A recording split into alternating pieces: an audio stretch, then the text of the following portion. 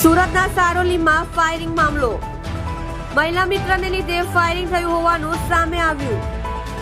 મહિલા મિત્ર અન્ય યુવક સાથે વાતચીત કરતા મિત્રો સાથે મળી ડરાવતા ફાયરિંગ કરાયું.